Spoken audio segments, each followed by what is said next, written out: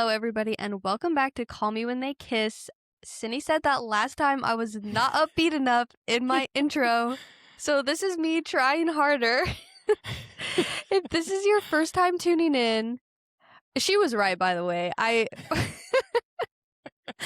I listen to the episode before we put it out, but I hadn't listened to last week's yet, and then Cindy published it, and she texted me, and she was like, we probably could have sounded more upbeat in the intro, and by we, she meant me. No, I wasn't just talking about Issa. I was talking about both of us. I had like dead face on for a second, but No, but I did listen to it, and I was like, oh yeah, like, you can't even, it's hard to tell, I feel like, because sometimes I feel like, whoa, I'm getting really worked up. I need to calm down. And then I listen to it, and I'm like, oh, I sounded normal.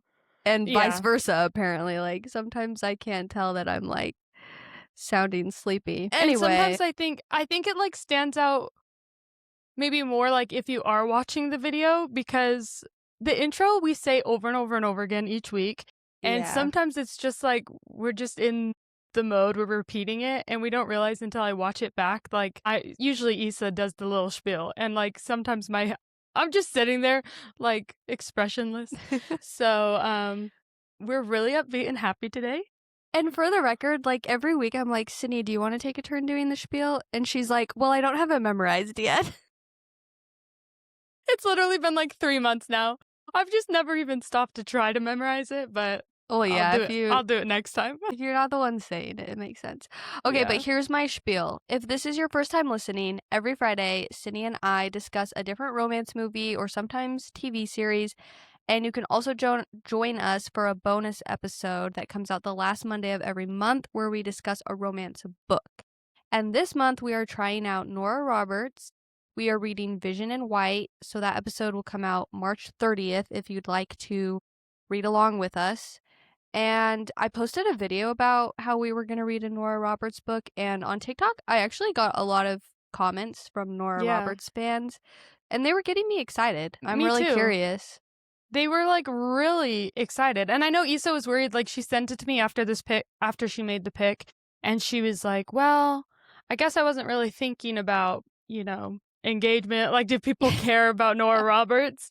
And then she posted the video, and all these Nora Roberts fans fled to the comment section and like really hyped her up. So I'm excited. And it sounds like you made 10. A good choice. Yeah. But that's a lot for us, you guys. Yeah, that's 10 more than usual. Yeah.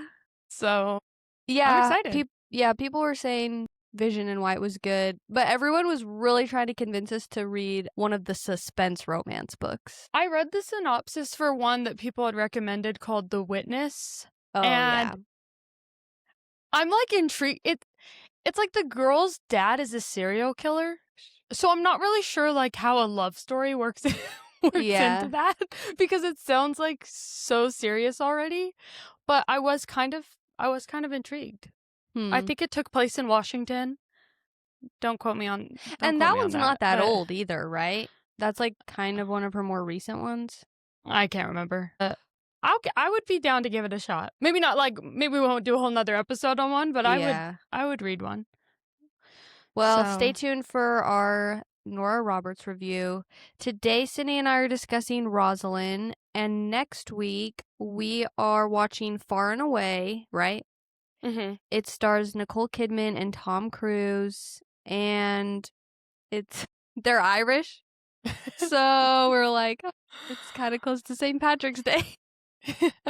So that's next week's movie. And you've never seen Far and Away? I haven't. I think you'll like it. No.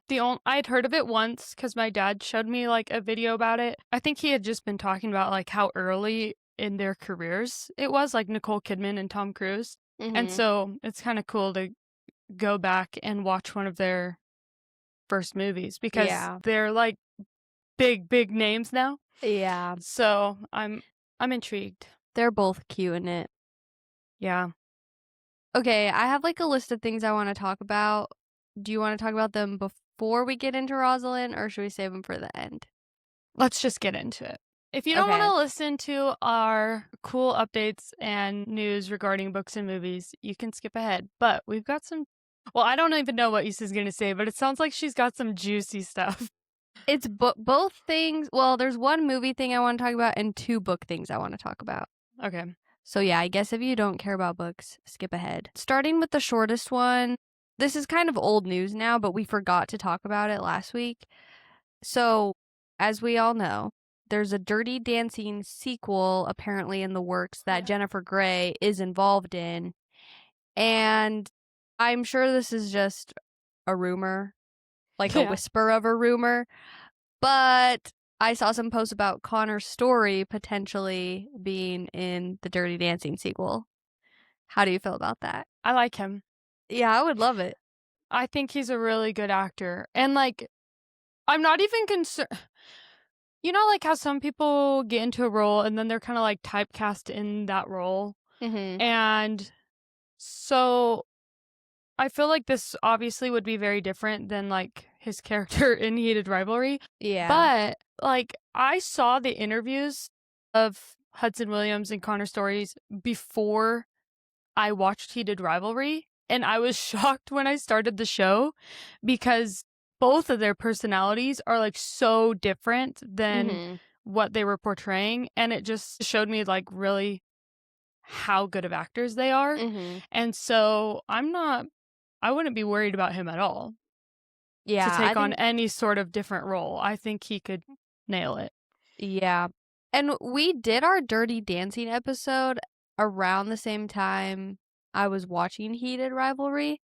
And I actually thought he kind of looked like Patrick Swayze. Okay, we just had to restart our recording, so we actually don't really know for sure where our conversation got cut off. So we're going to move on from Connor's story / Dirty Dancing to our next topic. Did you listen to the Call Her Daddy interview with Sarah J. Maas? I haven't yet. I listened to just like a couple clips here or there, but okay. I don't know. Well, I listened to it. I know. Well, maybe because I listened to it and I want to discuss it with you. Should we save it for after you've listened to it? Were you hoping I had listened to it?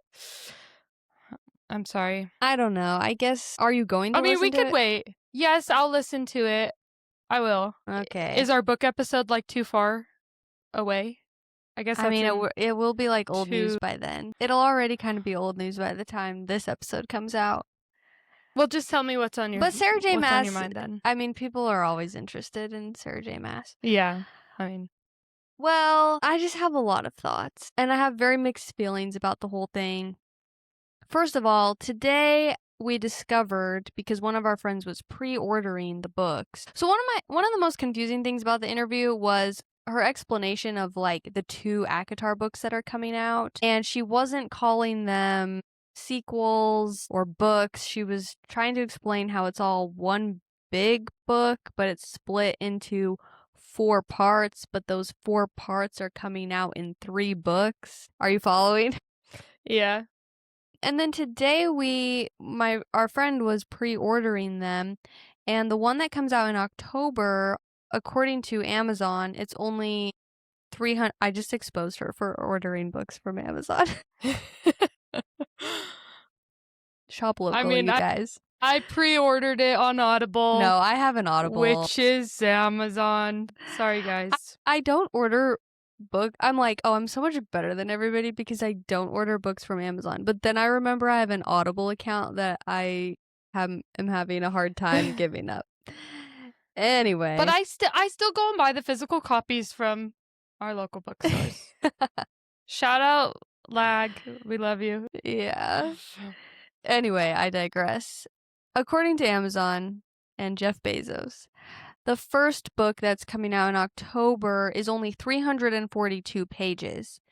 And the one that's coming out in January is like 900 pages. So the Audible length was probably correct too then. Because when I pre-ordered it on Audible, I saw that it was like 7.5 hours. And I was like, well, that's really short. Yeah. Like Throne of Glass, some of those books are like 20 plus hours. Yeah. And so when she was saying like, this is so long, and I saw that it was 7.5, I thought, well, maybe that's just not correct. But if it showed the page count too, then that probably is correct. But this is my thing. Listen, I am not a Sarah J. Maas hater. I really like acotar. I really like Throne of Glass. But I also would not consider myself a Sarah J. Maas apologist. Yeah. And I really didn't like Crescent City. And those 3 books, not a single one of them, in my opinion, needed to be 900 pages long. And so when I see that she's releasing a 342-page book and then a 900-page book in January, to me it kind of feels like a money grab. Like, I just feel like she could have cut it down to 900 pages. So combined it's like 1,400. What is it, like 1,400 pages, 1,200 pages?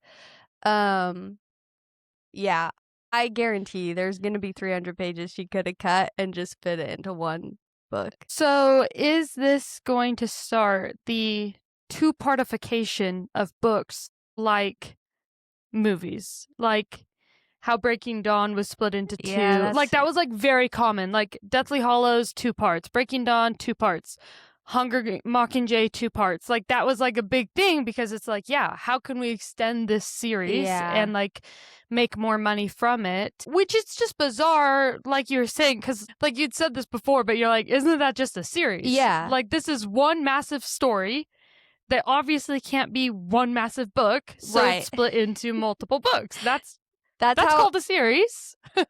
That's how a series works, and that's how books work. She's releasing 3 different books. So do you think that this will like usher in a wave of like 2 parts of a single book? I don't even know. though that's what a series already is. I have no idea. That's funny though to compare it to the movies.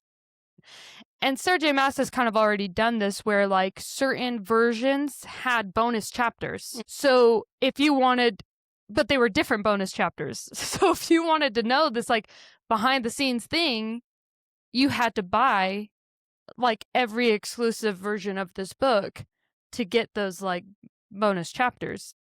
Yeah. And so, yeah, I just think it's a bit much, not just for Sarah J. Maas. It's not just her. I think it's just like capitalism. Yeah. Well, but it is very much seeping its way into like the book industry specifically. That was a little bit of a critique on Sarah J. Maas. I did feel defensive of her over something else though. Okay. On the podcast. So, Alex Cooper, Father Alex or whatever they call her. I guess they call her Daddy. They call her that? No, they call her Father Cooper.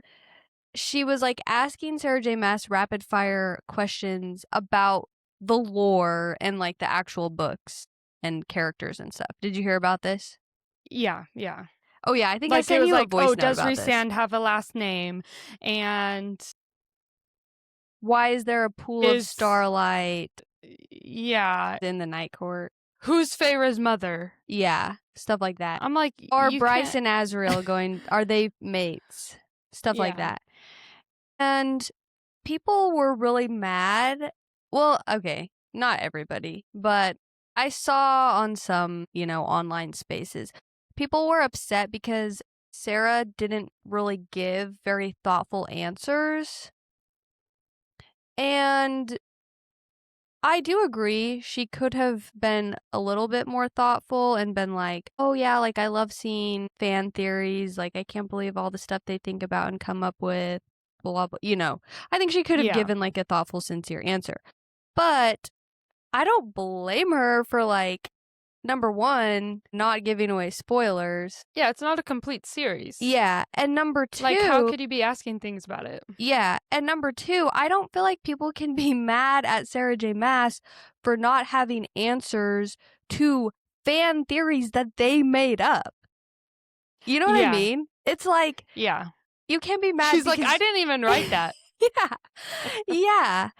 Like, don't be mad about something that you made up in your own head. And like, but I saw one of her responses. I can't remember what the question or theory it was about specifically, but she was like, oh my gosh, like I'm going to need a glass of wine or something. Mm-hmm. And somebody took that as like, okay, like we're clearly like overthinking these theories. Uh-huh. But And maybe it's because I don't have the full context of that of that clip, you know? But I'm like, well, that could have also been like guys, I can't answer these questions. Yeah. You know, like I don't know how deep. I mean, some of the theories are just insane, you know. Mm-hmm. But it also kind of gave me the feel of like kind of what you were just saying, like we can't, like what are we expecting from her? It's like if Harry Potter wasn't complete yet and we were like, so does Voldemort die? It's like, well, like what do you want? You want her to reveal who's true mates in a podcast interview? Right, exactly. Like you don't want to read that in the book? Yeah. Like, yeah. So, but do you believe, I don't know, maybe you had more to say about that, but I was going to ask if you like believe the things that she did say when she said that like all those couples that we've been shown so far are endgame. I don't even remember her saying that.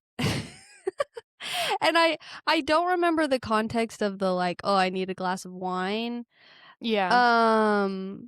But okay, well here's my theories. Yeah, here's my take on fan theories. I can appreciate that they're really fun for people. Me personally, I'm not a fan theory person when it comes to books, because in my mind it's like the books, we only have a finite amount of pages and that's what's canon. And then beyond that, it's like, well, we're never gonna know everything that Sarah J. Maas like every thought that ran through her head. And even then it's like if she was giving genuine answers to these questions on the podcast, it's like, okay, so is that canon then because the author said it? Or is it only canon if it's written in the book? And like, I don't know if this is the best example, but it's kind of like J.K. Rowling. Like after all the Harry Potter books came out, she like was like, oh, and by the way, Dumbledore's gay. And everybody was just like, okay. Like, I don't get, like, did people think this Call Her Daddy interview with Sarah J. Maas was gonna, like, be canonized in the SJM universe? Yeah. You know what I mean? Is this making sense? Yeah. Yes. And I have literally never even for a second came up with theories about any of Sarah J. Maas's books. Like, I saw the little moments in each book more as like an Easter egg than like, oh my gosh, these worlds are intertwined and everything's gonna come together and make sense and like these characters are here and blah, blah, blah, you know, like I was just like, oh, it's a cute little Easter egg. Like when you see a Toy Story character in another Disney movie, you know? I mean, okay, like on this Disney thread, like some people are like, oh, Elsa and Anna's parents died in a shipwreck. Yeah, I've seen that. Who else's parents were in a shipwreck? Tarzan. Yeah. Tarzan is Elsa and Anna's sibling. Like, and that's all for fun, okay? Like, I can hear that out and hear somebody explain that and be like, oh, haha, yeah, that would be cool. That would be cool to have that. I'm not gonna go up to Bob Iger, CEO of Disney, and be like, so is this true? You know, like, who cares? Right, and even Just if like, Bob Iger says it's true, it's like, okay, like... And, okay, now what? Yeah, like, and some of it, it's like, I'm like, do you want to use your imagination? They're like, what did Lorcan do? And I'm like, bro, he had sex with her. Like, what do you want Sarah J. Maas? You want Sarah J. Maas just to like spout off an explicit sex scene to you? Yeah. Like live on this podcast? Like, yeah. What did he do? Read one of her other sex scenes and pretend it's Lorcan. Like, I just like, I'm a little bit like befuddled by some of these things that people really get like hung up on that I like never thought about ever again after reading it. Yeah. It's also like in The Fault in Our Stars where like Hazel Grace Lancaster, I don't know why. Her full government name.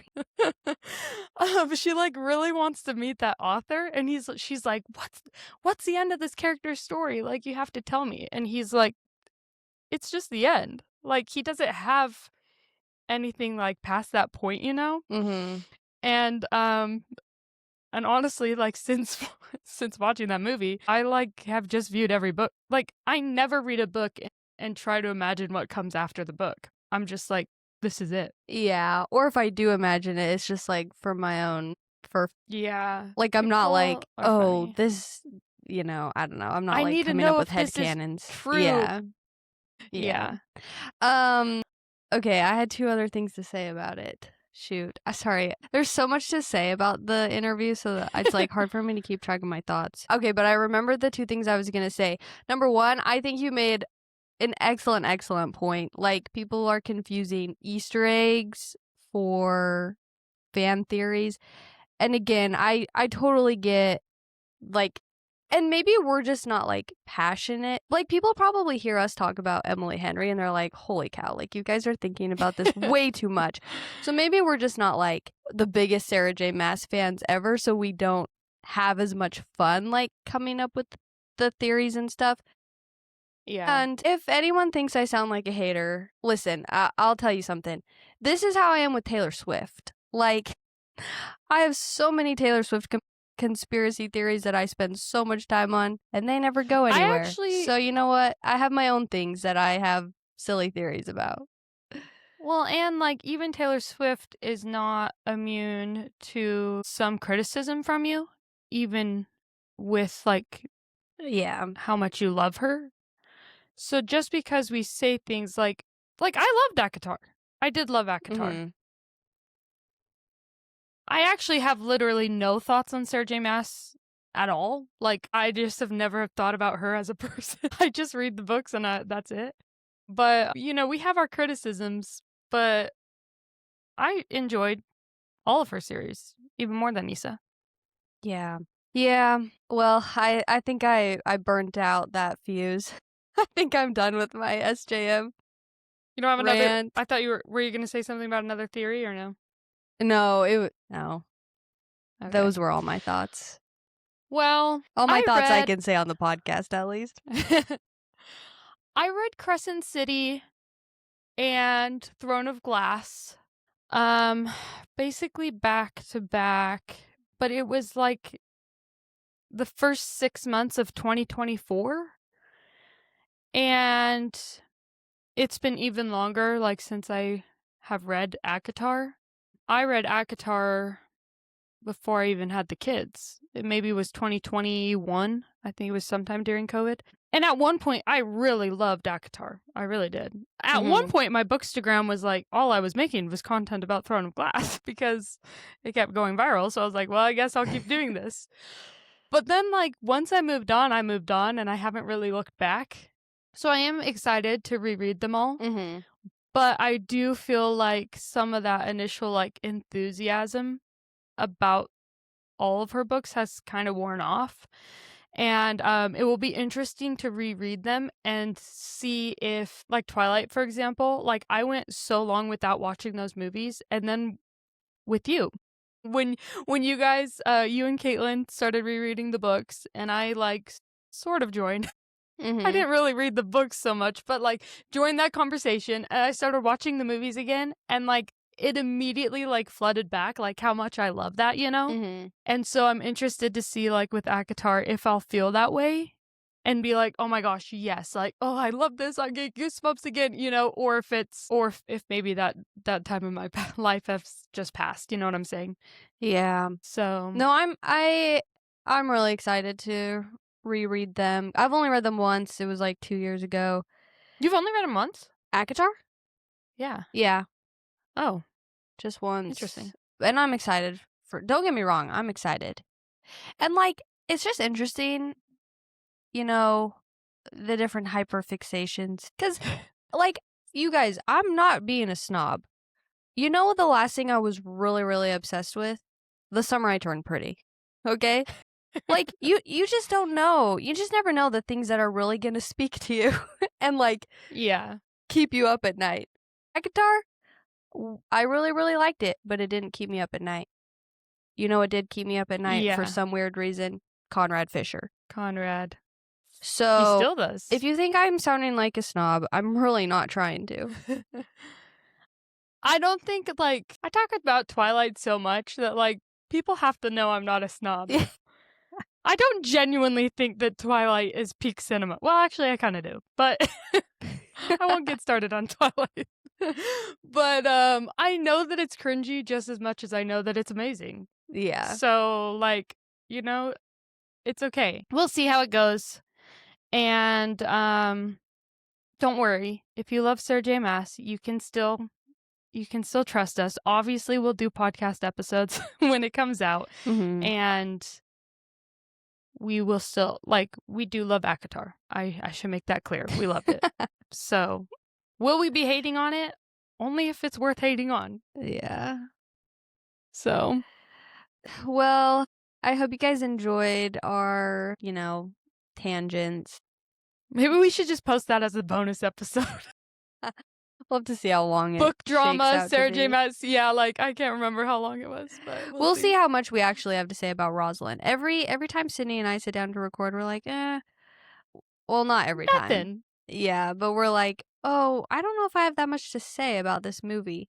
And then we start talking, and then an hour goes by, and we're like, oh, I guess we did have a lot to say. 2 hours sometimes. Yeah. All right, so let's dive into our Rosaline discussion. Okay. Which I forgot to think about a synopsis. I mean, you guys know Romeo and Juliet. This is Rosaline. Romeo briefly dated her before meeting Juliet.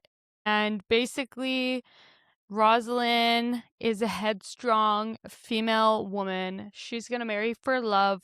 Also, it made that point that she wanted to marry for love, but also she's like a career woman. She was like, oh no, she wanted to be a cartographer.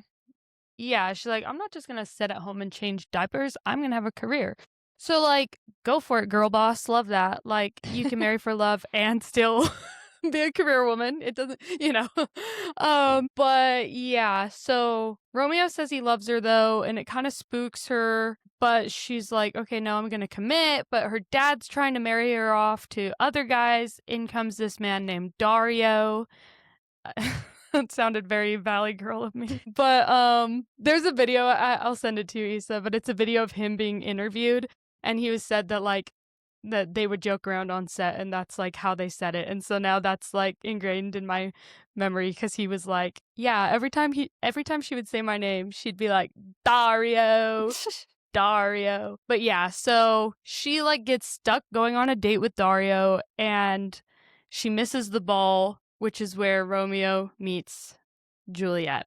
And then they fall in love. And basically the whole plot is Rosaline trying to sabotage their relationship so that she could get Romeo back. But then she realizes that they love each other and she wants to help them. And Dario kind of helps her help them. And they kind of have a thing. And that's kind of it, right? Yeah, thank you for that. Other than the key points of Romeo and Juliet are happening throughout this too. But the twist is Romeo and Juliet do survive in this one. Yeah. Because her and Dario help them. Interfere and help them. Yeah. Yeah, it's a modernized Romeo and Juliet retelling from Rosaline's perspective. So it looks like takes place in that time period, but the language is very modern. The storytelling is very modern. The music was modern. That was one thing that I liked. Okay, speaking of, are we diving in? Yeah, I'm skipping right to the end. I actually thought it was funny, the twist that Romeo and Juliet survived, but everybody, their families, the Capulets and the Montagues, they still think that Romeo and Juliet are dead. Mm-hmm. Rosaline and Dario help them escape after everyone thinks that they're dead. And I just thought, imagine being alive at Shakespeare's time and Romeo and Juliet comes out and what maybe people back then they had theories. They're like, well, actually, maybe this happened because Shakespeare said this at this part. Yeah. I think that there's true. Romeo and Juliet alive truthers. I'm sure there is. I mean, there's fan theories of literal history. Yeah. Like Anastasia. Yeah. I'm sure that there were some people that came. There's old-fashioned fan fiction where they rewrote the ending and I know. How did people discuss fan theories without TikTok comments and Reddit threads? Life must have been so boring. I know. I feel bad for them. Well, Okay, should we start with things we You like? want to hear my overall? Yeah. Okay. Oh, no, go ahead. Share your... Sorry. Well, I was going to say overall Sydney thoughts, and I both but... just, like, froze there for a second. We buffered. Yeah, tell us your overall thoughts, Sydney. It's funny because, like, I had watched this movie once before, and I think it was, like, right when it came out. So that was, like, 2021, was it? Or 2022? And it's funny because whenever I watch a movie, and then years go by, and I'm like, oh, yeah, I watched that movie. Why didn't I watch that, like, more? Because I'm a comfort movie type person, where, like, if I really like a movie, I'm gonna, like, keep watching it. Mm-hmm. And then I rewatch it, and I'm like, oh, yeah, I guess I remember why I didn't, like, watch it over and over and over again. Mm-hmm. It has some, like, really funny parts. Like several parts made me actually laugh out loud. I think the thing that was lacking the most for me was just, like, the actual love story between, like, Rosaline and Dario. Mm-hmm. Because I realized, like, I think I made note of it. I think it was, like, 49 minutes in, and this movie's only, like, 90 minutes. And so it's over halfway in the movie that he shows up for a second time, other than, like, their failed first date. Mm-hmm. And so it's not really a romance between her and Dario. Mm-hmm. And I think I would have liked it more if it was. I wanted, like, more of them. Yeah. And, like, I wanted them to be falling in love and, like, seeing that. But, yeah, it had... The good was that I liked the costumes a lot. Yeah, I really liked all the costumes. I can't remember her name's Caitlin Denver? There's no... I can't remember. Yeah. I don't know how to say it. Caitlin... It doesn't have an N in it, though. There's no N? She's from The Last of Us. I know that there's a D and a V. Caitlin... Oh, it's just Dever. Yeah, Caitlin Dever. She... I thought looked really pretty. I loved her hair. Like, the whole movie, I was like, wow, her hair is so pretty. And the other girl, Juliet, was Isabella Merced, who I've brought up in, like, several... Yeah, you fan cast her episodes. Who did you fan cast her as? Harriet? Maybe. I don't think that this movie did a great job at showing her acting abilities. You really should watch Instant Family. Okay. I really love that movie. But yeah, I was like, I also just fan cast her in my Emerald Fennel Twilight. Oh, yeah. So I just think she's really cute, and I like her in a lot of movies that she's in. I thought Dario was cute. So the cast, I liked the cast. I liked the nurse. I liked Paris. Like, I liked her dad. I think the cast was really well done. But yeah, I was hoping that it would be like, that we'd get more kissing. Did they even kiss? Well, yeah, they did. Her and Dario? They did? Okay. Well, I think it was like, I liked it. I had fun watching it. I think it was a little bit more YA than I thought it was going to be. Mm-hmm. But then once I realized that it was more YA, then I adjusted my expectations. Yeah. And so, like, I do think if I had watched it as a teenager, I might be more likely to rewatch it. And even my mom watched it and we both enjoyed it. But she told my little sister, she was like, oh, Shayna, like, you should have a girls' night and watch this movie. So that's like kind of the vibe. And I felt fine about the amount of romance for the length of the movie. And actually, like, I was like wanting to get back to Romeo and Juliet. I was really? Wait, what's going on with Romeo and Juliet? Yeah. But yeah, they did kiss. I will say, like, since this is the second time I'm watching it, I'm probably being more critical too. Because I do remember the first time I watched it, I was like, oh, that was really cute and funny. But then, like, watching it a second time, I knew, like, what was happening. And so I felt like I had like, my brain automatically defaulted to, like, well, I already know what's happening, so they should have done this. Do you know what I mean? Yeah. But yeah. What, did you have, like, a favorite part? Well, I wanted to know which parts you thought were funny, because I remembered one funny part. Like, I thought it was funny, but I was trying to remember specific parts, and I can only think of one. So I want you to tell me your What? Well, tell me yours funny. First. When, and my mom specifically mentioned this part too, so maybe that's why it's, like, sticking out to me, but I agreed with her that it was funny. So, like, it starts out, Romeo goes to Rosaline's balcony, and he's, like, saying all the same things that we as the audience know he says to Juliet in the play. And Rosaline's like, "Why are you talking like that?" And he was like, "Oh, I'm just trying to be romantic." And then he leaves and she goes, "Goodbye. 1,000 times goodbye." Like she decides to try out some of the romantic talk. And then he goes, "Nice one." I thought that was funny. Actually, like, there were several moments that made me laugh out loud. Like, I mean, obviously, I'm not going to remember them all right now and, like, spout it all off, because then I would just be telling every joke that they made. Like, if they were trying to make a joke, it worked. Like, I laughed, you know? There was one part where, okay, so, like, Paris in this retelling is gay, and he's, you know, like, Rosalind's gay best friend, and there's one part, so I actually like forgot about this, about the actual Romeo and Juliet story, was that he was going to marry Juliet. And so like Rosalind sets this up sort of as like a distraction to like try to interrupt Juliet and Romeo's relationship. And so she's like, "Oh, don't worry, like you're not actually going to have to marry her. This is just going to be temporary." And there's one part where, like, Juliet's dad is talking to him. Do you know which part I'm talking about? When, like, he's bringing up the proposal, and he's like, "Do you promise to take her right? And, like, you know, to treat her right?" And, and all these things. And he's like, "Yes." And he's like, "And one day you'll bring in a host of strapping young men." And he was like, "What?" And he's like, "Boys, like her sons." And he was like, but he like cuts himself off because he's like, "Yes." Do you know what I'm talking about? Yeah, that part was funny. That made me laugh. Yeah, and then he was like, "No, like sons." And he was like, oh, yeah, sons. Yeah, yes. He had to switch from like his normal gay voice to his... Yeah. He's like, "Yes, sons." Yeah.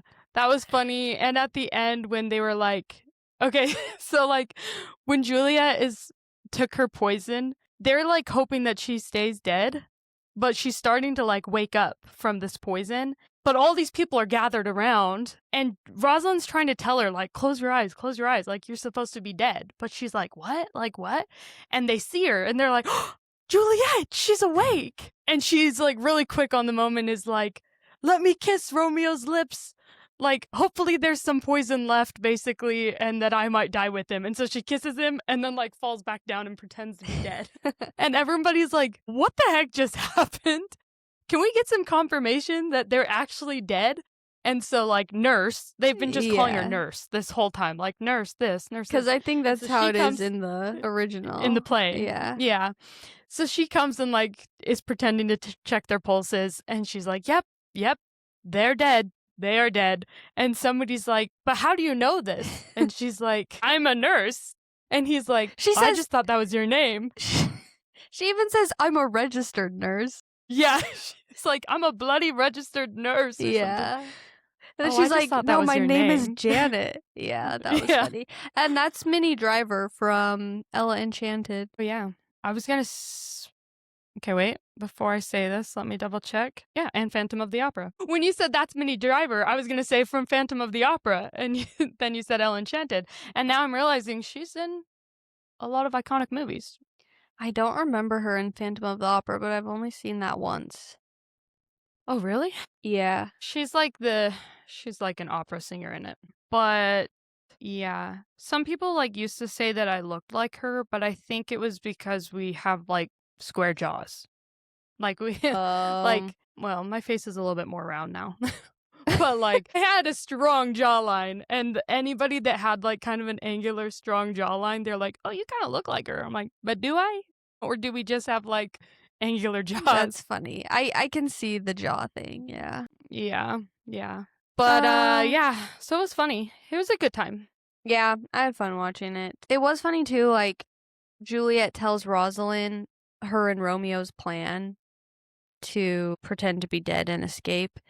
And Rosaline's like, "That is the dumbest plan I've ever heard in my whole life."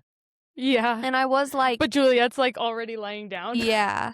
And I'd never really thought about it before. And it's kind of like, okay, so I'm going to do a Romeo and Juliet series similar to what I did with Wuthering Heights, but I haven't started that deep dive yet, so I'm not like fully brushed up on my Romeo and Juliet knowledge. But it got me thinking, it kind of is like Wuthering Heights, and how in our minds it's like, or at least, you know, pop culture's perception of Wuthering Heights is that it's like the greatest love story of all time, and then you actually read it and think about it and you're like, this is depressing and all these people are awful. And it's kind of like the same thing with Romeo and Juliet. It's like, oh, it's the greatest love story of all time. But then I'm curious if as I reread it and like rewatch some of these adaptations of it, like, is their plan really as dumb as it seems? Yeah. Like, yeah. I think it is. Yeah. No, we talked about this like in the Wuthering Heights episode because I said to Issa, like, well, maybe I'm just not a fan of the Wuthering Heights story. And I compared it to Romeo and Juliet because I've never been a fan of this story. It's just frustrating to me. Yeah. And I just think so much of it could be avoided. You know, some people are like, oh, I hated Happy Place because the miscommunication trope. And like, that is nothing compared to Romeo and Juliet. Romeo and Juliet is like the miscommunication trope final boss. Yeah, no, seriously. I'm like, you couldn't have like made sure he knew about this plan before you.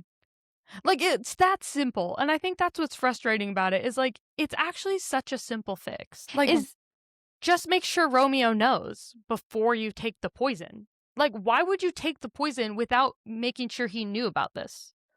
And maybe I'm missing something that, like, something was supposed to happen. Because I hate this story, I have not rewatched it or reread it in a long, long, long time. So, like, maybe there's something I'm missing about the communication and why it didn't happen. But yeah, it just always frustrated me. Well, and maybe that's why it has. I mean, obviously Shakespeare is extremely influential, and he would be no matter what. But maybe that is part of the fascination with Romeo and Juliet, and just like partly why it's withstood the test of time, because it's so frustrating. And it's like, oh, like, it would have been so easy for this not to have happened. Yeah. I wonder if that contributes to the fascination at all. Well, and again, not to bring up Wuthering Heights again, but like we talked about this with Emerald Fennell's adaptation, like, will it pass the test of time? And like, are these kinds of conversations about it enough to like keep these conversations going like for decades so that people are still talking about like this specific adaptation? And I realize, like, with Romeo and Juliet, like, stories that do really well, like, so that people are still talking about them decades later, are ones that appeal to people's emotions, either good or bad. Yeah. And I mean, and again, to bring up Twilight, like, Twilight, people are still talking about because the people that don't love it hate it. Yeah. And I feel like it could be similar with Romeo and Juliet. Like, yes, there's people that read it and they're like, this is so romantic. And they really like hold on to that love. Oh, this is so tragic, so romantic, like all of those emotions. And then there's people like me that like keep it alive and keep talking about it because of the negative emotions. Right. So I do think that those are needed. If you're not feeling any strong emotion towards something, of course it's going to die out. Yeah, for sure. So I'm like interested to hear your series on it, but like I would never be able to do this. So I'm glad that you are. Yeah, I like really wanted to do Romeo and Juliet, and people were voting for Pride and Prejudice instead of Romeo and Juliet. But now the thought of watching like 10 versions of Romeo and Juliet where they just die at the end, I'm like, actually, maybe this was a bad idea. Well, but like you can maybe mix up the versions so that there are maybe some like this one, and so it's not all like strict Romeo and Juliet. Maybe you can get fun with it. Yeah. Is there one that you're like most looking forward to? I actually haven't seen the Baz Luhrmann one all the way through. Oh, really? Yeah, so I'm excited for that one. Yeah, that'll be fun. And I've never seen West Side Story, so. Really? Yeah. I thought you liked, what's her name? Rachel Zegler? I mean, yeah, I like her. I've only seen her in Ballad of Songbirds and Snakes. I'm like, why aren't you a super fan? Yeah. Why haven't you watched I didn't even everything go she's see Snow in? White. Well, I haven't either. Should we? Watch Snow White? I feel like we need to have like some sort of Disney live action princess Disney. I hate those movies. The Cinderella one? Did you hate the Cinderella? That one's fine. That one was fine. Beauty and the Beast, I was so excited for that and so disappointed by it. Yeah, the one song he sings is good though. Yeah, but it's actually better outside the movie from Hannah Banana's boyfriend, Josh Groban.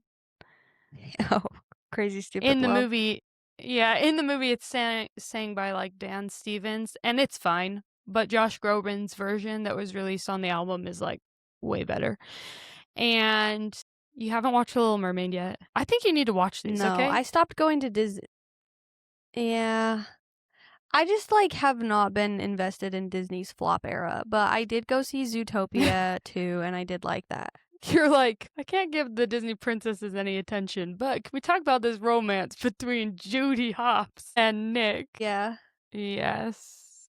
Okay, I haven't seen it still. Track. I know. What? Well, you need to go see it.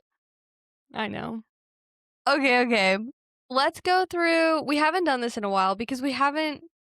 I don't know why we haven't done this in a while. We've had a lot of like unique episodes happening. Bridgerton. It's been like Bridgerton, Sanditon, yeah. Wuthering Heights. So like, how do you rate? So we these? haven't. When we haven't talked about Rotten Tomatoes for a while. Our first few episodes, we were like, well, what does Rotten Tomatoes say? Yeah. So I want you to guess the Rotten Tomatoes rating for Rosaline. And I have both the critic score and the popcorn meter, the audience score. Okay. The answer might just shock you. Oh, okay. Critics. 52. 52%. Yeah, is it higher or lower? Higher. 69. Higher. Oh, wow. 82? Lower. Do you want me to tell 75. you? 76. Yeah, tell me. That's pretty good. I know. I was surprised how high it was. What's the score of People We Meet on Vacation? Let's see. Oh, I haven't. I need to like compare it. 76. Oh, really? Mm-hmm. That's high. Because I was thinking that like throughout this, because people have said that like rom-coms have been dead, but this is one that I'm like, it was on Disney. It was released on Hulu. Like it was like a Hulu original, 2022. And then it was like taken off of all the platforms. And I just saw this mentioned about another straight to streaming movie that Disney made with like William Dafoe, some like husky dog movie. And then they were like, well, the movie's like nowhere to be found now. And so it's like they made these straight to streaming movies and then took them off the platforms. And so I'm like, well, you never even gave it a chance. Like for people to watch it, you know? And especially one like this that has like high critic scores, but now it's off. And people aren't paying to rent movies. They're just watching what's free on the streaming services they're already paying for. Right. You know? And so I wonder like how many other movies like this have just kind of been lost that were good romantic comedies. So I kind of did like compare it to People We Meet on Vacation. Like they're very different. Like obviously People We Meet on Vacation is like more romance heavy and more adult, but I kept thinking back on that of like, so this movie is fairly new and people are acting like this renaissance is just now happening versus like, have we gotten any? And so it was cool to like watch this one, and it's nice to see that it's got a high critic score too, because romantic comedies are not usually well received. Yeah, and the audience score was 75, so they were pretty high. Both right up there. That's I got good. distracted while you were talking because I got triggered thinking about People We Meet on Vacation. I actually just got so mad about how uninteresting the sex scene was in that movie. Oh, it was so boring. Look, you gotta commit to one or the other. Like, this one committed to being more YA, and it worked. Because that's, like you were saying, like, once you adjusted your expectations to that, it worked. But it's like People We Meet on Vacation tried to do both. And it can't do both. If you're gonna make an adult, make it adult. Just give us a good sex scene. Yeah. Okay. Ratings. I'll go through mine rapid fire. Movie 3. Are you talking about like Dario and Romeo? I mean, Dario and Rosaline, or Romeo and Juliet? I'm talking about Dario and Rosaline. Okay. Movie 3, chemistry 3, kiss 3, longevity of the couple. Sure, they'll be together forever. Did I miss anything? No. Mine was the same. I rated the movie Meet cute. 3.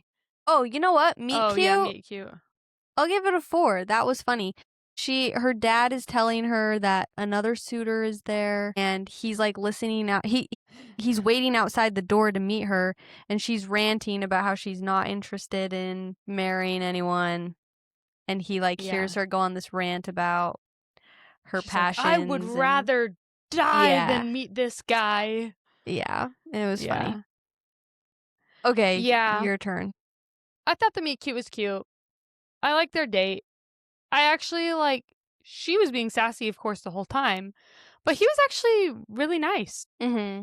Like, on the boat, he was, asking her questions and trying to get to know her. Like, it seemed like he was like, yeah, I can, I want to court you. Mm-hmm.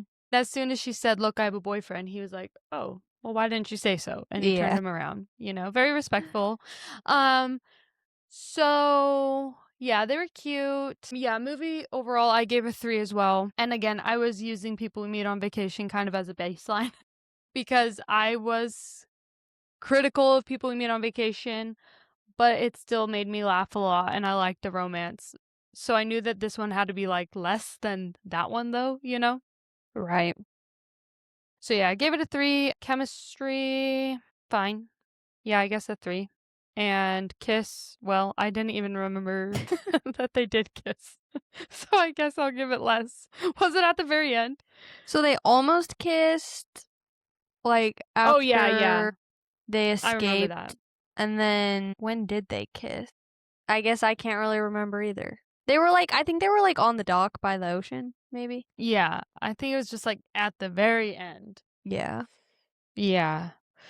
Yeah, well, I guess I'll give it a 2. I'm sure Since it wasn't you can't bad. remember it. I just don't remember it. Okay, well, did you think he was cute? I thought he was cute.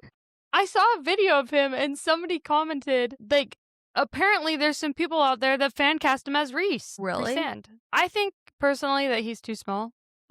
He's kind of he would have to him shirtless, right? Yeah. Yeah. No, I didn't know if I should say that or not, but I actually was surprised when he took his shirt off and he was pretty skinny, which is fine. But his costumes, I felt his bulky, really? Yeah. I don't even know what time period it is. The Renaissance? Is that the right time period? Yeah.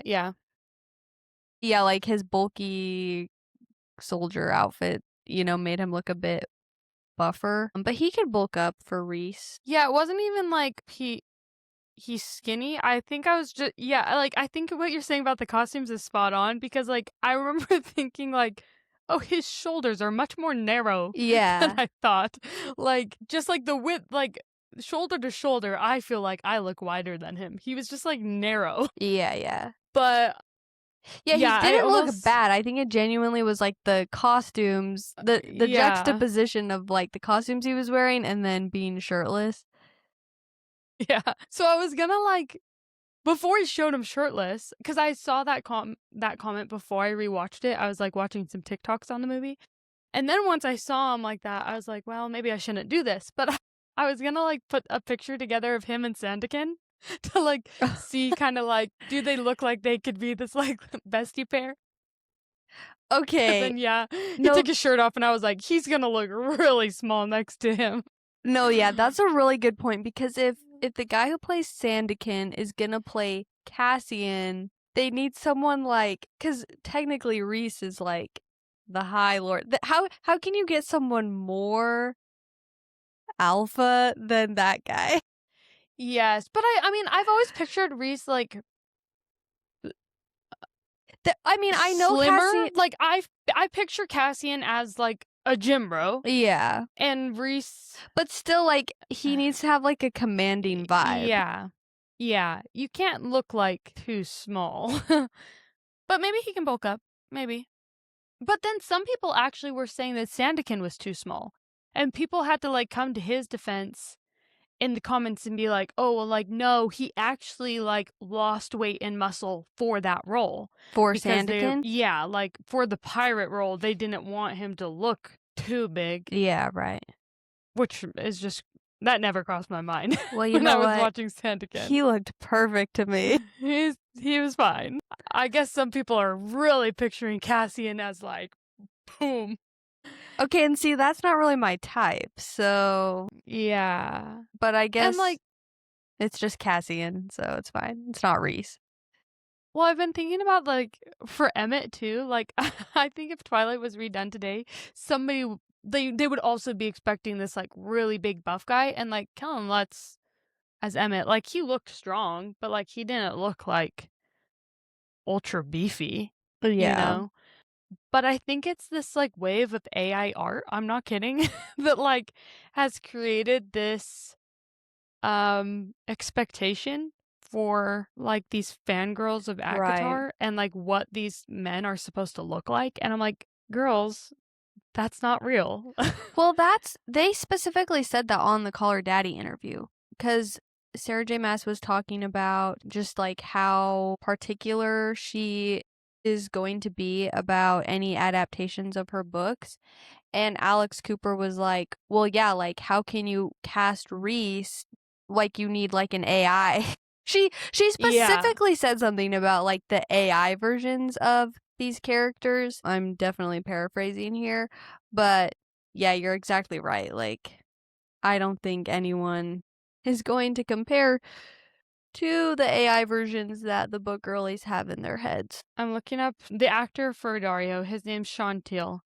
And I'm looking up his height. He's 6'1". That's not bad, actually. Yeah, for some that's reason, fine. he was giving me shorter energy.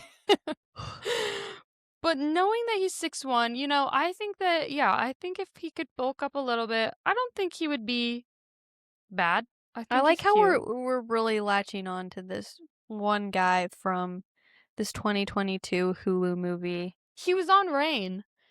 And I actually, like, there's a couple of these shows that, like, with all these, like, period piece things that we've been wrapped it up in, there's been several reoccurring ones that I've seen, and Rain is one of them. And so maybe I'll watch that, see if I get a little bit more of, like, his acting range, because, you know, me and Issa will be conducting the casting for acotar. Yeah.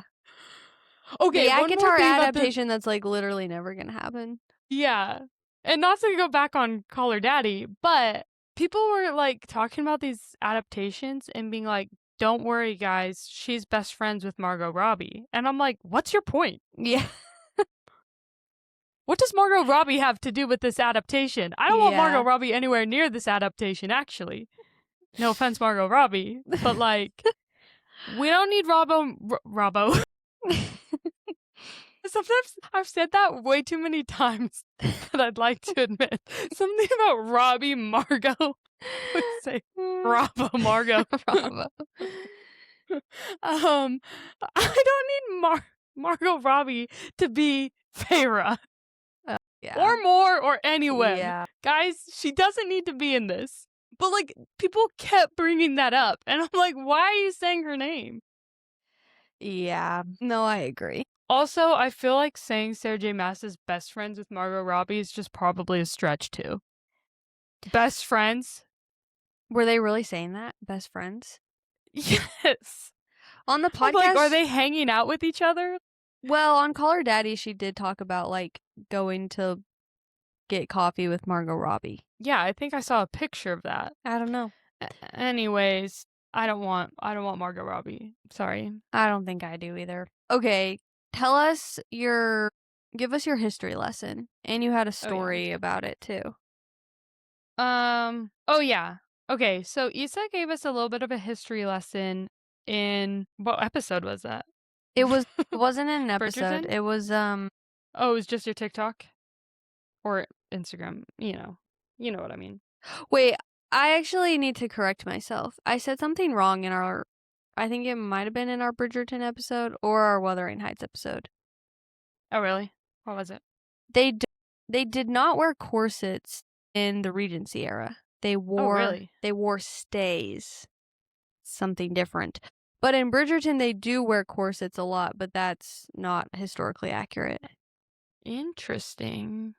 I just wanted to correct myself. Okay, sorry. Continue with your history lesson. I guess that actually makes sense because now that I think back on like all the other things that I've seen during the Regency era, they're not wearing corsets in Pride and Prejudice. Yeah, right. Or even like this Seeking Persephone one I just watched. Okay, so Issa made this video about the different like rankings because like in Bridgerton, they're like nobility. Right?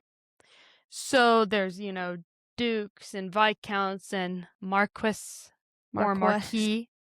Apparently, somebody commented on the video I posted on YouTube and was like, this is pronounced marquis. And I'm like, well, I literally said it how it was said in the audiobook, so leave me alone.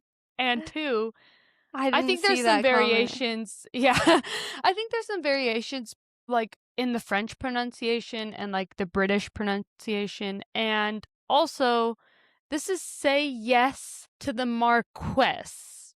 It's supposed to rhyme. Yeah. Say yes to the marquis. That's stupid. But there is a Julia Quinn book. You should have responded and said that.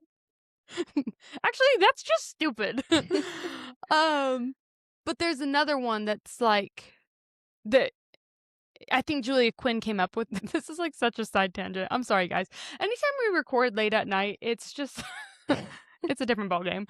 But it does rhyme with marquis, whatever this title is. And so I guess just go off whatever the rhyme is. That's how you should pronounce it. But yeah, those are ranks in like the nobility class. But Issa taught us in this video that Mr. Darcy was in the landed gentry class.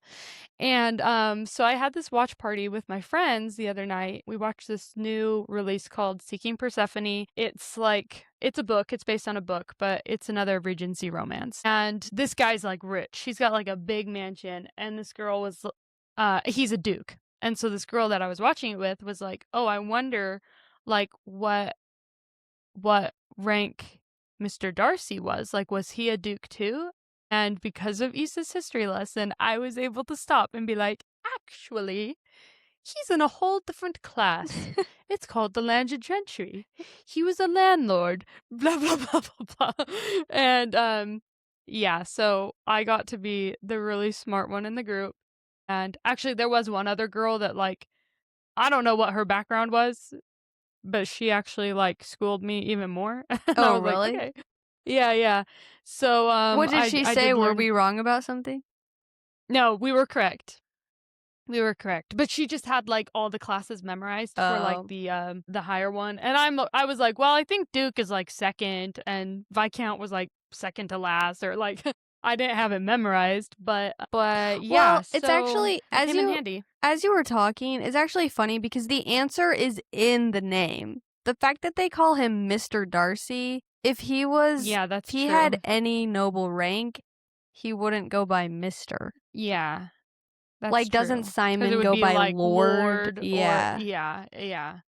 No, that's true. Even the women were like lady. Yeah. Anyway, that's true. So we're going to give you a little history lesson for the Renaissance era. Not really. This is like so brief. I didn't do a deep dive, but I was curious because some people have really strong feelings about Regency romance and how the romance is portrayed. In fact, if you didn't know this, the 2005 Pride and Prejudice has two different endings, one that was released in the UK and one that was released in the United States. The United States ends with them being married. That whole scene at the end where she's like, and what will you call me when you're cross or whatever? Yeah. And he's calling her all these cute nicknames and like kissing her.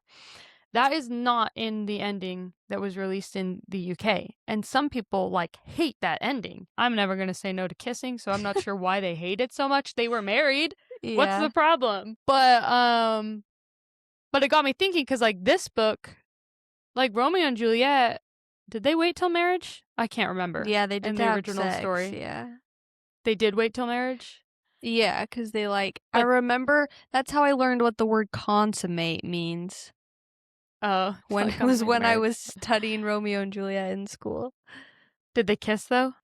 I can't remember if they kissed. I think at least in the movies they do. Well, in this one they're kissing. So, and like even Rosaline and Romeo were kissing. And so it made me think of, I did look up this time period, and yes, it's the Renaissance. It's the 14th or 15th century, specifically during the Italian Renaissance. And so I think some of the settings are a little different, because then I looked up like what time period Ever After was in, and that was the early 16th century, so like the 1500s, but that took place in France, and it said that was the Renaissance. And so then I was kind of confused, because that's like, I guess I haven't looked up the whole time span of the Renaissance. But like Romeo and Juliet, they're saying is 14th or 15th. Italian Renaissance, Ever After's the 16th. Still the Renaissance. So I don't know if it's just like hundreds of years, or if these countries' Renaissance eras kind of took place at different times. Yeah. This is why I'm saying it's not actually a history lesson. I didn't dive that deep. I simply wanted to know the rules about kissing. That's what this history lesson is. That's what we really care about.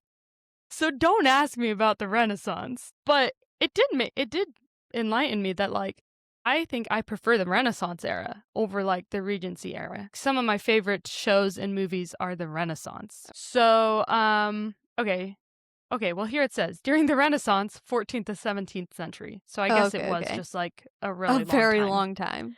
Well, I started second guessing myself, because the Regency era was like not that long. This big. Yeah, I was like 30, 40 years. I don't even think it was that long. Not even that long. So, okay. So kissing, this is where I got some mixed things, but I'll just report what I read, okay? Non-romantic kissing was very common. It said that like that is how you greeted everybody. On the that, lips? Like, yes. Frequently occurring on the lips in England and in France, served as a social ritual for peace or affection, and it only transitioned to the private romantic behaviors in the late 1600s due to... Do you want to take a guess? Might not be what you think. I have no idea. Okay. Because at first I would think like, oh, is it due to like religious changes? Was this like becoming the culture more normal? No, it was the plague. Oh. They stopped kissing on the mouth because of concerns about the plague. Well, I was gonna say, I was like, that's really gross. Like kissing everybody on the lips. Yeah. And let me tell you, there's a scene in Hamnet where it shows the plague. It looks terrifying. And, you know, we've talked about this with the Regency romance, how like the era is often like romanticized. And when you see something that's like realistic, you're like, oh, gross. Yeah. Like this was not a time to be alive. Yeah. So it was standard. It was like a standard greeting. This fun fact though, okay, this is from the Ohio Renaissance Festival website. So, like, they didn't cite their sources. A Ren fair? You're citing a Ren fair? Okay. They did not cite their sources for this. But we've talked about this because we're like, okay, well, we talked about this with Bridgerton also. How many people are actually waiting till marriage? So this said that many couples began their physical relationships before the official ceremony actually took place, despite the church's prohibition on sex before marriage. This was during the Renaissance. During the Renaissance. Okay. But usually once they were engaged. Okay. They still at least waited that much. To have sex or just to kiss? To have sex. Okay. Because it says that 20 to 30% of babies were born within 8 months of the wedding date. So there was a pretty good chunk of people still doing it. This is actually like interesting though. Like I really wish they had cited their sources, because I did want to read more about it.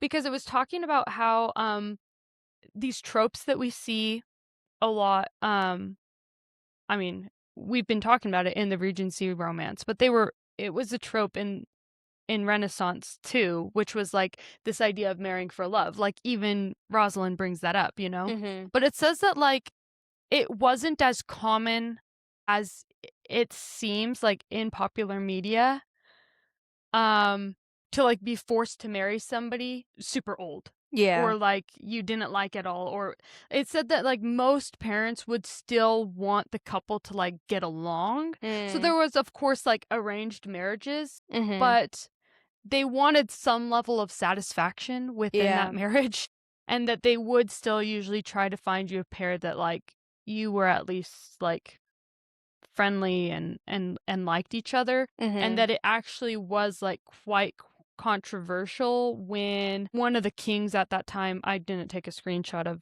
of this fact for some reason, but I remember reading it, but one of the kings at that time married a girl that was, like, 18 or 19, and he was, like, in his 60s, and that even was, like, controversial. Oh, really? Yeah. Well, that's good. So, yeah. The age is, like, a lot of people talk about that time period being like, "Oh, girls got married when they were 15, 16, whatever," but it actually said that, like, the average age was still, like, 20 or 21. Yeah. Like, they weren't just, like, little girls being married off to, like, 60-year-olds. Yeah. So, makes me feel a little bit better for them, I but also think, like, because, like, a lot of the media we watch is about royals. Or, I yeah. mean, not necessarily that we watch, but, a lot of shows and movies and stuff. And I Mhm. I do feel like what the royals were doing was very different than what the normal people were That's doing. true. So, like, yeah, the royals, they were like, Especially when it came to, like, arranged right, they marriages. were marrying Yeah. cousins, they were, 14-year-olds were becoming queens and kings. Yeah. So maybe that's where, like, kind of this skewed perception of what was really going on comes from. This has actually, like, made me wish like, obviously, we're not gonna turn our podcast into, like, period piece, but, like, we could easily have a podcast just on, like, period piece romances, because when I was reading about all this Renaissance stuff, there's a Lady Jane, it's called Lady Jane. I was gonna say there's a My Lady Dane I saw Jane a TikTok adaptation. edit of it with, Yeah, it has Bellatrix Helena. Lestrange. Yeah. Yes, Helena Boham, oh my gosh, Bonham? can't say her I name. thought it was just Bonham. Bonham Carter, yeah, and Carrie Elwes, who's, um, Wesley? Wesley. Yeah, I was like, "Wait, I want to watch this." Yeah, we It need only to has a watch that. 56% critic score, so, like, I don't know if it's bad or Well, not, the but I'm TikTok edit made intrigued. it look good. You know how those TikTok edits work. Yeah, sometimes they're a little too good at their job, Yeah. and then I go to watch it and I'm like, "Lame." Yeah. But, but yeah, I would wanna watch this. Maybe we'll just do a TikTok series if we can't do every episode on a On a period historical piece. romance. Yeah, because there's a lot, like, there's a lot that I want to watch. So, yeah, so there's Um, your little really bad history lesson. Don't quote me if you have a so quiz. wait, I I don't think we Do you got have to the bottom questions of it. Yeah. So, I of don't kissing? So, like, Sydney's initial question was, because, like, in the Regency era, Can they they were kiss? really strict about men and women even being alone. But it seems like when we watch movies from more like the Renaissance era, it doesn't seem like as big of a deal. Like, even in Ever After, which maybe this is like a bad example because they were like rubbing shoulders with Leonardo da Vinci in that movie. But, like, I forgot her name. Danielle Mhm.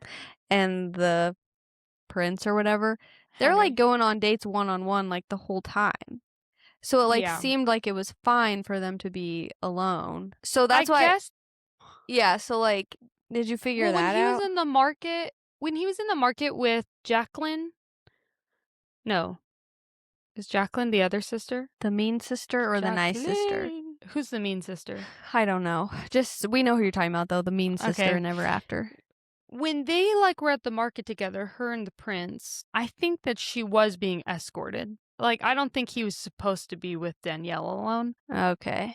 From what I could read, like, yeah, kissing romantically was still, like, well, but who's to say? Is it a friend kiss or a romantic kiss? If it was normal just to go kiss people. No, we're just friends. It's just a little too long. But yeah, no, from what I could gather, like, it was still supposed to be like you should still be supervised, and, like, yeah, people were still at least waiting until engagements to start hooking up. So, yeah. I think that it's just been I don't know why, like, in these Renaissance films, it seems more acceptable to, like, skew the history. It seems like there's, like, this Regency fandom that, like, expects strict adherence to history. Yeah. And I'm not really Well, sure maybe, why. well, I don't know, because, like, there's lots of, that's, like, the whole bodice ripper genre is, like, I mean, breaking the Regency rules. But maybe that's what it is, because it's, like, that adds to the tension. So they, like, yeah. overemphasize, like, all the rules that are being broken in these romance books. Yeah. You know what I'm saying? Yeah, and honestly, like, people probably just, well, I was gonna say people might not be interested in watching a Regency romance where, like, or a Renaissance romance where they're not allowed to even, like, kiss or touch, but I take that back because this Seeking Persephone, they kiss, like, twice. It's 4 parts. I thought it was a movie. It's, like, 4 45-minute segments, So how many did you watch and the other day? we watched all 4. Oh, really? Yes. And not gonna lie, when they touch hands, like, we were still cheering for that. So I guess I would still like to watch some of these more strict stories because then you get to, like, then it's like a real slow burn. The only downside is at the end, like, they're married this whole book. It's kind of like a marriage of convenience type Mm-hmm. story. So I'm like, well, but you guys are married. So, like, you could give us a little more. Wasn't it like But a Utah movie, though? yeah, yeah. And the book is very, I guess, like, the author said she even hates writing kissing scenes, and I'm like, "What? How are you a romance writer and you hate just writing them Interesting. kiss?" Well, So, don't even get me started on books where the couples only touch hands. Like, I am an enjoyer of yeah. that type of romance. Well, that's why I had to stop myself. I'm like, "Well, actually, we could use more of that, actually." Yeah. The meaning of slow burn has been lost to the TikTok comments and book talk Yeah. marketing. Slow burn now means they waited 2 chapters to have sex. Yeah. Okay, so we gave this 3 stars. So does that mean it doesn't get our stamp? What did we say it had to Because get? A we were three and saying a 3. half? I was pondering that before we started recording, like if I thought it got the stamp. I don't know. Do you think it deserves a stamp? I don't really think it does. I think if you were 17, I would give it a Yeah. stamp. That's kind of what I was gonna say. It's kind of like the My Lady Jane book is very, very, very YA. Like, I don't even think they kiss in it. Maybe they kiss once. And I listened to the book and was like, okay, that was a fun, cute book. Mm-hmm. If I'd read it when I was 15, I probably would have loved it. But I'm not 15 anymore. So I just liked it. Yeah. And it's kind of the same, like, with this. Like, I like it, but would I say to any of my, like, friends right now, like, oh my gosh, like, you guys need to go watch this movie? Yeah. Maybe not. No, that's a good way to think about it. Like our friends that we talk to on a regular basis, I'm not like thinking I really want them all to go watch this. Yeah. And But that's it was not to still say I fun. didn't like it. Yeah, like it was Yeah. fun. But our stamp, we got to be a little picky with the stamp of approval. Yeah, because so far right now, like, the only ones that didn't get our stamp are the 2 Christmas movies Yeah. and Notting Hill. But that's okay. We've been picking good movies. If you want to laugh, watch it. I have a good time with any, like, feminist retelling. Yeah. Anything with, like, a strong, sassy woman, I'm gonna laugh and I'm gonna like it. And that's the same reason why some people hate it. I mean, I was seeing discourse about this movie like Wuthering Heights. Really? Rosaline was actually, like, her and Romeo didn't even date, and she rejected him so that she could go become a nun. And I was like, guys, that's not that deep. It's really not. I forgot about that. The nun thing. Yeah. And you know what? This feels to me like what people were trying to say about Wuthering Heights, where they're like, if all these people weren't in my ear about how it's not like the book, then I could just have fun watching this. Except that it wasn't actually that fun to watch. Yeah. But, like, this one was fun. So I feel like, yeah, you can ignore. Well, and it wasn't called Romeo and Juliet. It was called Rosaline. Right, exactly. So, like, Yeah, I was not even going in. Like, it's just funny that, like, there were TikToks critiquing its accuracy to the play. Yeah. Guys, do you know what you're watching? No, that is kind of silly. Yeah, so that's all I was gonna say. All right. Well, I feel myself fading away. Yeah. It's 11:30. It's a full episode of technical difficulties and tangents and lots of fun news. Hopefully I sound upbeat enough in the intro because I'm not sounding so upbeat now. We're like falling asleep. All right. Yeah. Well, I'm really excited for Far and Away next week, and that's a whole nother time period. We gotta start Googling. Oh my gosh, you're Put right. our That's research just caps like on. the Wild West. Wait. It's like the 'Cause they're cowboys, right? Oklahoma land rush. Okay, What wait, I'm year just is gonna do that? one I'm not search. sure. The early 1890s. My sister was making fun of me because in I don't know, our Wuthering Heights episode, I don't remember. We were talking about Gone with the Wind, and you were like, when does that take place? And I was like, the Civil War, and you were like, when was the Civil War? And I was like, the 1800s. And my sister was like, that's 100 years. Like, you don't know when the Civil War took place? It's in there Okay, somewhere. but here's the thing that listeners need to understand. Like, right now, we started recording like 2.5 hours ago. Like, sometimes, like, we're talking so much that by the time it comes to think about something, like history or a date, like, I just asked you when was the Civil War because I didn't even want to think about it. Like, I'm not even gonna stop for a second and think what year did this take place, you know? Well, So, like, I could, but the other thing too, sorry, this just keeps getting longer and longer, but like, okay, so like, I'm not gonna name names, but there was this podcast that I used to listen to, but I genuinely had to quit listening to it because they put out one episode a week. It was usually about an hour long. It was their full-time job, okay? These are like famous, this is like, you know, a legit podcast. And they always sounded so unprepared for their podcast. And now I have my own podcast, and sometimes I sit down and I feel a little bit unprepared. But I think we get a pass because, number one, it's not our full-time job. We do have full-time jobs. And then number two, the other thing is, like, we wanted to talk about romance movies, and somehow every week we find ourselves talking about like all this history stuff. And the other thing too is like sometimes how would we even prepare for these episodes, because we just go on these tangents where all of a sudden we're like, well, when was the Civil War? The British colonized everybody during this, you know, like, yeah. like, well, I didn't know we were going to be talking about that. If I had known, Like, I are there would have done more podcasts, like- research. yeah, like, we'd have to be, like, fully scripted. I don't know if people are, like, thinking we're scripted or that we have any sort of script. We don't. We've got about 5 bullet notes. That. We've got 5 bullet notes and we wing it. That. If you think that we should be scripted and be prepared with history lessons, I guess you could let us know. But, yeah. And also, like, it's tax season for Issa. Yeah. I mean, I've just work.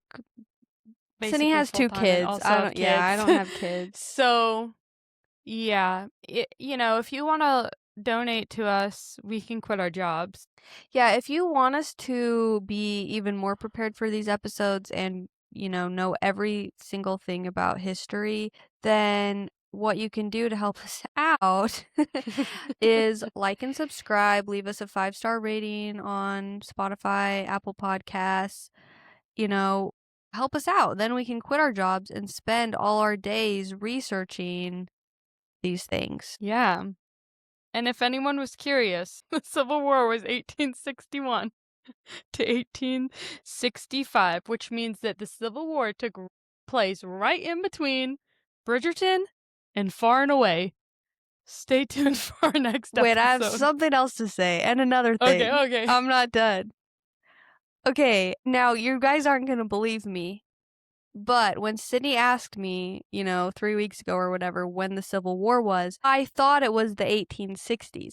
But that's the other thing about having a podcast. I feel like I say I don't know, or like, oh, I think, or I'm not sure. I feel like I say those things a lot on the podcast because when you're putting something out on the internet, like, and we've talked about this before, how we feel like we have to issue disclaimers. Like, you don't want to be wrong. Yeah. So I like minimize like how confident I am in being right. Sometimes I've said things confidently wrong on this podcast before. But you know what I mean? So it's like I feel like I always am a little bit more hesitant because I'm like, and the funny thing is we don't even get that many comments or like Yeah, nobody cares. Yeah, nobody even cares what we're saying, but I just know. Except on YouTube, apparently. Well, actually, you have had some on TikTok of trying to school you on. Don't even get me started. But you know what? Someday when we're famous, people are going to go back to our backlog of episodes and they're going to be like, Issa didn't know when the Civil War was. That's how we'll know we've really made it, when we have our own Reddit snark page. And people will be like, these girls are so dumb. They say all the time. I'll be the first to admit, I just spew out whatever comes to my brain. And a lot of it's wrong. A lot of it is wrong. And no, it's not. Oh, actually, like, it starts in a place of rightness. Like, when I was trying to explain how Emily Bronte died, but I actually was talking about Charlotte and sister. So, like, sometimes things just get a little jumbled up in my brain, and after 2 hours of talking and a long work week, things just come out of my mouth. But let's not pretend like... I had to sneeze, sorry. Oh, let's not pretend like we're the first celebrities that have said something dumb. And yes, we're celebrities. At least we're not Timothée Chalamet, who's currently being canceled for saying nobody cares about the ballet and opera. So, can somebody cancel us for not knowing the Civil War dates right off the top of our head in a 2-hour conversation about Bridgerton? Like... I'm not gonna lie. I haven't thought about the Civil War since 8th grade. So... yeah. Sue us. Yeah. But I think Issa made... Did I mention this in our first episode? How I used to, like, read history books in front of my teachers to, like, pretend to be smart? I wanted to impress them. I wonder if you said that in our lost first episode that we had to re-record. If you didn't hear it, I was reading Killing Kennedy in front of my history teachers. That is hilarious. Killing Kennedy. Times have really changed. Well, isn't that by Bill O'Reilly? It is, yeah. Yeah. Oh, that's funny. So, you know what? We'll prepare better for Far and Away so you can have a full breakdown of the Irish immigration experience. Oklahoma in land the rush. 1890s. That's what year. I don't know if I said that. Well, maybe don't say that. Now we really do have to prepare. Look, guys, this is a podcast about kissing. If you're coming on this podcast and criticizing our history knowledge, you're listening to the wrong podcast. Yeah. We're just here to have fun and talk about kissing.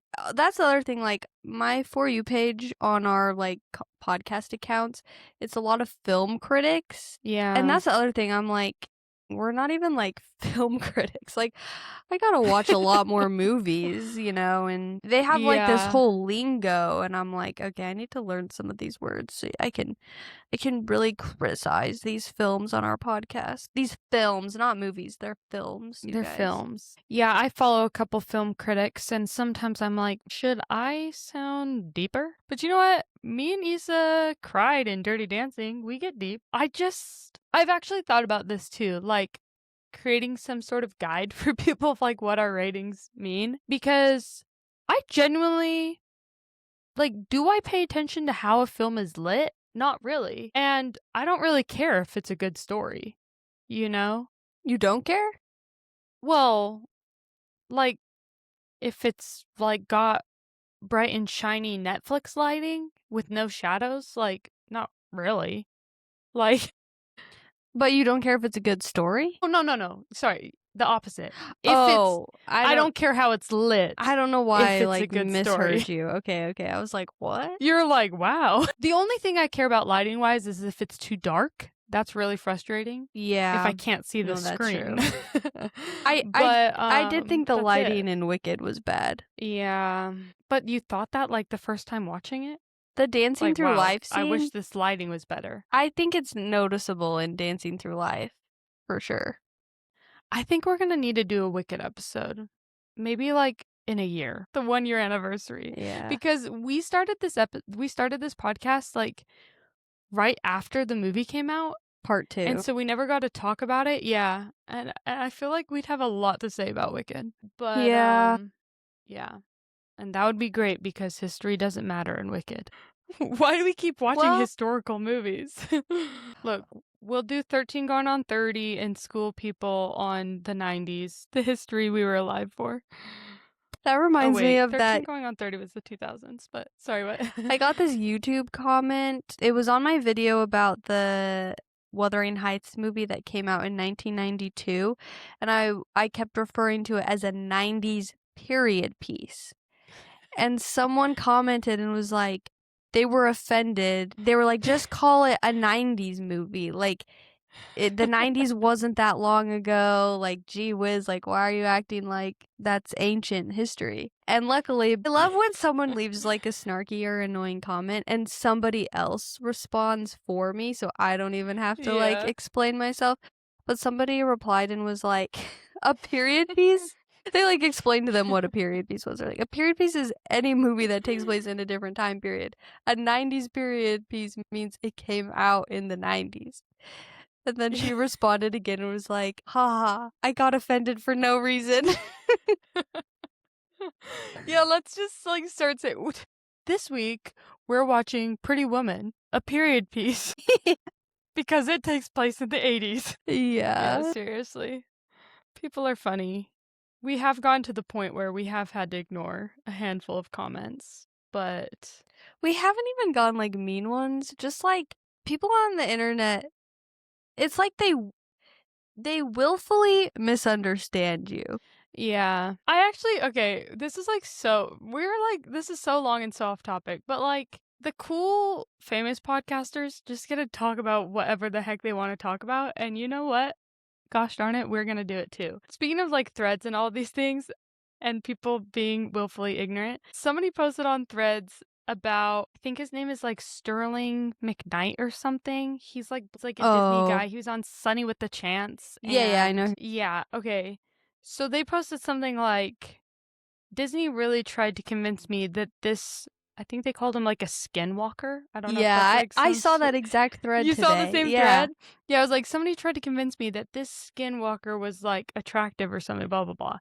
Somebody posted under it like this like 3-paragraph response that was like, just so you know, he's a real human.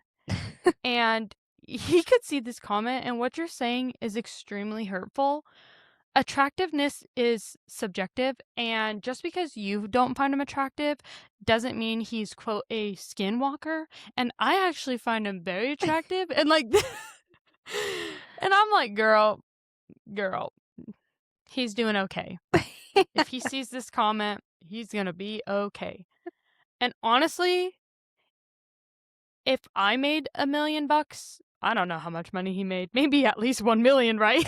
Like, from his Disney stuff. $1 million for Sunny with a Chance? I doubt it. Well, he was in like Starstruck, and I'm gonna look up his net worth. His net worth, yeah. But you know what? Like, if Issa and I were making even $50,000 a year from this podcast, and we split that, so even if I was only making $25,000, I would let people call me ugly. Like, I don't care. Sterling Knight. I think we said McKnight. McKnight. Okay, but Skinwalker is kind of crazy, though. Like, that's mean. Sydney's asking, she's like, just go ahead and bully us, you guys. We don't care. Look, if you're going to get $1 million If it's gonna get us 1 million followers, you can bully me.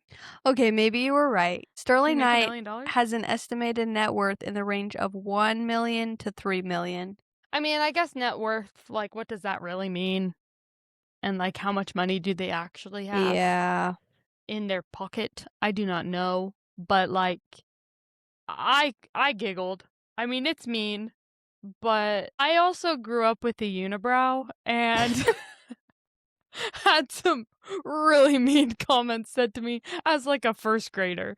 So I'm like, you're a white mid-attractive blonde guy. So what? Some girl on Threads calls you a skinwalker. You'll be okay. I'll laugh at that one. Oh my gosh. Okay, But well, guys, to be clear, I'm only giving you permission to bully us if we're gonna make money from this. yeah, right now we're not making As any of right money. now, yeah, like, no, you can't bully us now. But you know what? We were Spotify Video Podcast of the Month. Thank you very much. Yeah. Okay, well, this is getting All right. long. We'll see how much of this actually makes it on the cutting room floor. In the final cut. Somehow I'm sinking lower and lower in my chair. So I think it's time to wrap this up. Maybe we could take the first and the end and make it a bonus like the unfiltered thoughts in mine and Issa's brain.